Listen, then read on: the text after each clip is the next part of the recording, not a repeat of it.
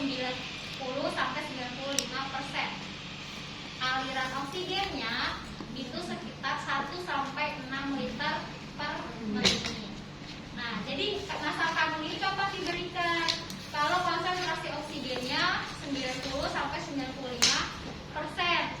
Konsentrasi oksigen dilihat dari mana? Dilihat dari saturasi oksigen. Jadi pakai oksimetri. Nah, dilihat dari SpO2.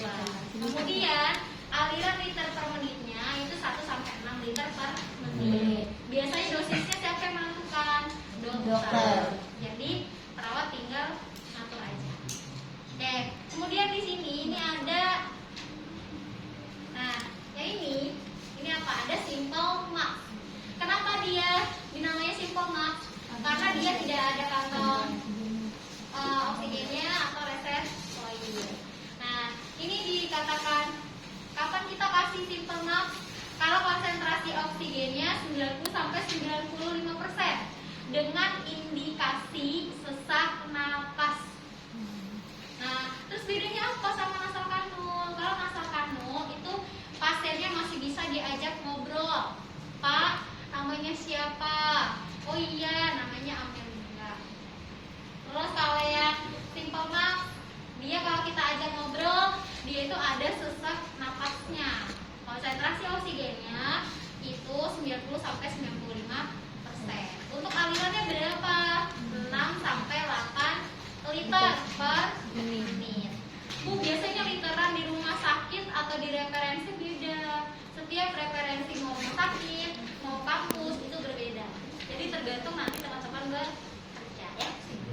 Jadi bedanya kalau nasal kanul sama simple max. Nasal kanul kapan diberikan? Untuk pasien yang bisa diajak komunikasi. Iya, konsentrasi oksigennya berapa? 90 sampai 95%. Simple max Sama, cuma bedanya kalau masih sesak nafas. kasih sesak nafas kayak gitu ya. Oke, nah kemudian selain itu ada dua nih. Jadi yang di depan kalian ini adalah ada NRM. NRM itu non rebreathing max. Ini RM rebreathing max. Apa bedanya? Kalau RM atau rebreathing max itu samanya dua-duanya dia punya kantong oksigen atau namanya reservoir. Bedanya di mana? Kalau di RM, lihat katup kanan dengan katup kirinya itu terbuka, artinya oksigennya masuk ke dalam untuk CO2-nya keluar. Ini di RM, katup kanan dengan kirinya terbuka.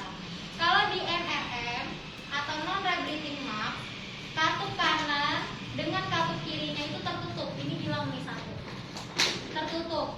Jadi oksigen O2 maupun CO2-nya itu masuk dihirup sama pasien.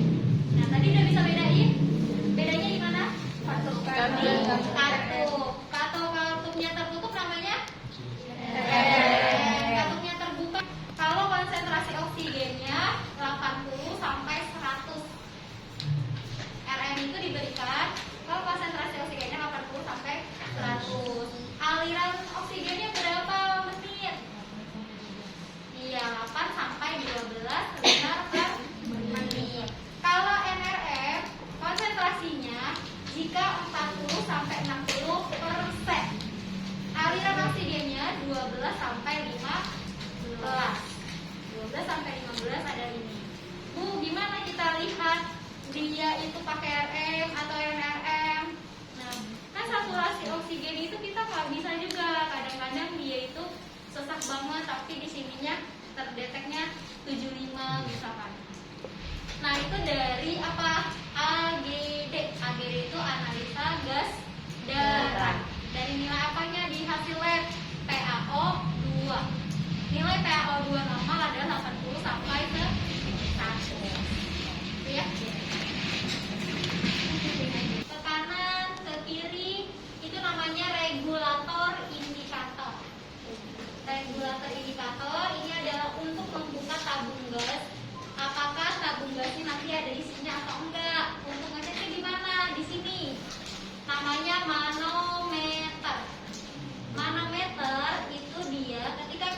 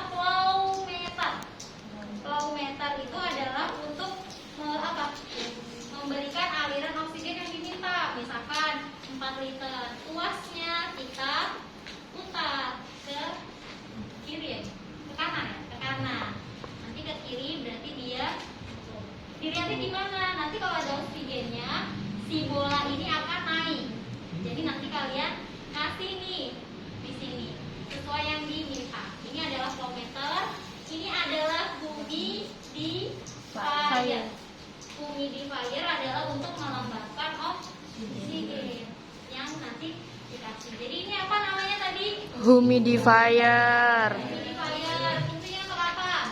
Untuk melembabkan oksigen. Ini namanya Flow- untuk memberikan aliran Oksigen. Ini namanya Manometer. manometer untuk apa? Melihat oksigen. Ini namanya Regulator. ini untuk membuka ya. Ini namanya tabung oksigen. Oke. Kalian kan nanti habis UAS itu OSCE ya. Seminggu UAS itu langsung OSCE. OSCE-nya di lantai 2.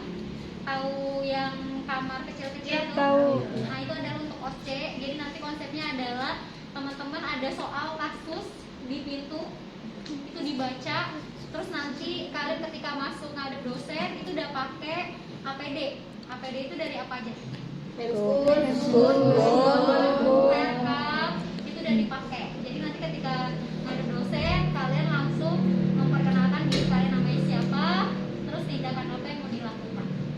Nah, oke. Saya di kasusnya contohnya ya. Nyonya A umur 36 tahun, kemudian merasakan sesak napas, konsentrasi oksigennya 45%, aliran liternya dibutuhkan 12 liter per menit. Nah, kira-kira tindakan oksigen yang akan diberikannya dengan masker apa? NRM. Iya, NRM, non breathing mask. Kenapa? Karena dia Konsentrasi oksigennya 40 sampai 60%. Yang 45% kan tadi pintar ya. Oke, sekarang ke pasiennya. Jadi nanti ketika OSCE kalian ke dosen kan, Bu perkenalkan nama saya Amelia, saya sudah baca soalnya. Nah, saya akan melakukan tindakan oksigenasi dengan selang apa nantinya, masker NRM. Sini ya Bu, saya mulai. Nah, jadi mulai ke pasiennya. Oke, selamat pagi Bu, perkenalkan saya Amelia. Hari ini saya dinas pagi dari pukul 7 sampai pukul 2 siang. Oke, Ibu, karena Ibu masih merasa sesak ya Bu ya, saya cek gelang namanya dulu ya. Nah, jadi kalau misalkan pasiennya di kasus itu sesak, jadi kita langsung ngomong aja. Karena Ibu masih ngerasa sesak, saya cek gelang namanya dulu sebelum memberikan tindakan. Oke, semuanya sesuai dengan data ya Bu. Nah, Bu, hari ini saya akan melakukan tindakan pemberian oksigen. Tujuannya adalah untuk membantu jalan napas Ibu supaya agar tidak sesak. Nah, waktunya kurang lebih 7 sampai 10 menit. Oke, kalau gitu saya siapkan alatnya dulu ya Bu. Nah, disiapkan nih alatnya, dekatkan alat, kemudian tutup sampiran untuk jaga privasi, kemudian cuci tangan. Cuci tangan yang benar di mana? Telapak tangan, terus ujung tangan, sela-sela jari, terus gunakan kunci, terus ibu jari, terus kuku. Selesai. Waktunya berapa detik kalau pakai air mengalir? 30 sampai 60 detik. Kalau di air mengalir 30 sampai 60 detik. Kalau sanitizer itu berapa? 20 sampai 30 ya. Jadi jangan lupa ya. Oke, kemudian pakai handscoon, pakai APD. Nah, kemudian ini saya ambil NRM. Ketika kalian mau ngambil NRM itu langsung aja dilihat. Dia kan tertutup kan semuanya. Jadi dilihat dari katupnya.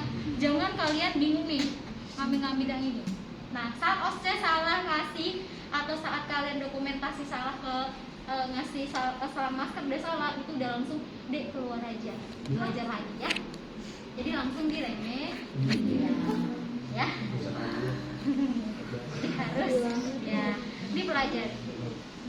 Oke, yang pertama ini saya sambungkan dulu ke, nah ini sini aja dia.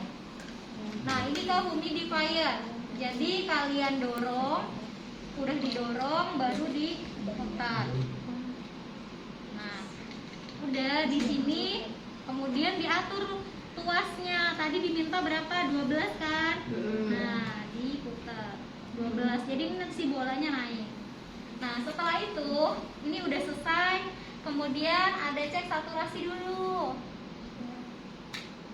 Saturasinya dicek. Tadi sesuai kasus berapa dia? 45%. Oke, 45%. Kemudian ini dicek ada oksigennya atau enggak. Oh, oksigennya udah berasa. Terus bilang sama ibunya, Bu, izin ya, saya pasangkan oksigen. Oke, posisinya sudah nyaman belum, Bu? Belum.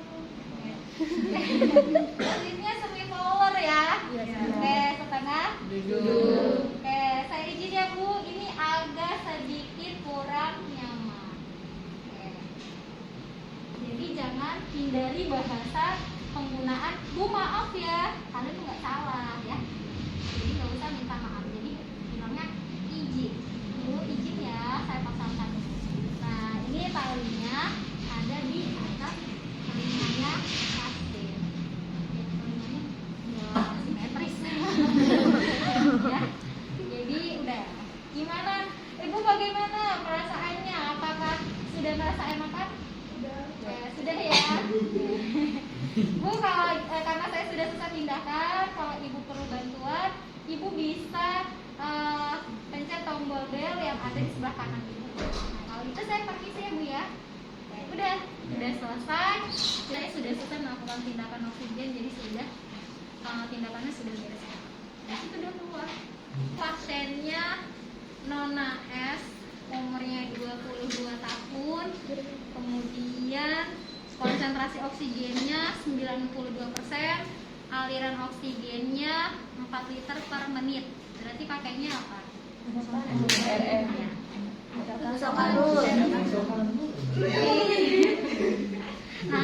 Kanul. Karena dia tidak ada indikasi sesak Nafas. Oke, sekarang kita siapkan dulu. Jadi nanti disiapin nih ketika kalian sudah baca kasusnya di pintu, nanti kan ada bel. Nah, nanti saat masuk udah disiapin. Tadi saya soalnya apa ya kasusnya? Oh iya, langsung ambil, ditaruh di atasnya. Kan siapkan alat dulu. Nah, udah siapkan, nanti kontrak lagi.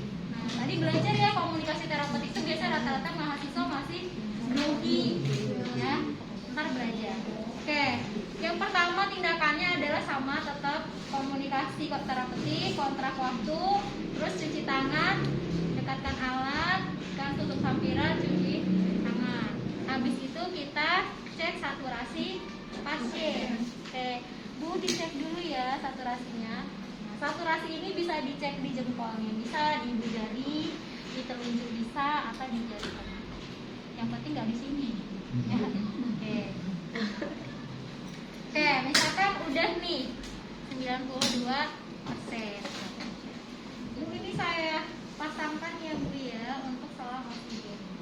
Karena tadi sesuai kasus adalah nasal Kanul. Oke, ini dihubungkan ke humidifier. Jadi ini kalau biar enak teman-teman, jadi dari pas masukin jangan langsung di sini, tapi tinggal kalian dorong aja dulu. Nah, baru nanti diputar. Oke. Ini nasal kanul itu ada 2 macam caranya. Bisa dari depan, bisa juga dari belakang. Kalau dari depan, kayak gini. Bu, mohon izin ya, Bu, saya pasangkan nasal kanul oksigen. Nah, ini kalau nasal kanul teman-teman, jadi bisa nanti pertama pakai cutter dulu. Kemudian bisa kalian dicek dulu nih. Kayak dulu saya sebelum pasangkan oksigennya, saya cek dulu ya, Bu, hidungnya. Tutup hidungnya satu, dilihat pernapasannya dia napasnya normal atau enggak. Maksudnya ada ciptaan hidung kah atau sesak kah? Oh, enggak terlalu. Satu lagi. Nah, tapi jangan ini ya. Oksigen sama lagi. Ya. Jadi kayak Bu, Ibu ini saya lombakan aja ya. Jadi kadang-kadang kalau di rumah sakit enggak kita gini ya. Jadi di sini dikasih jelinya aja. Jelinya nih dikasih jeli di sini. Terus kalian oleskan di sini merata pakai cutter. Nah, terus dibuangnya ke bengkok. Alirannya tadi 4 liter, dicek dulu. Oh, udah keluar. Ibu, saya izin pasangkan oksigennya. Nah, agak sedikit kurang nyaman. Posisi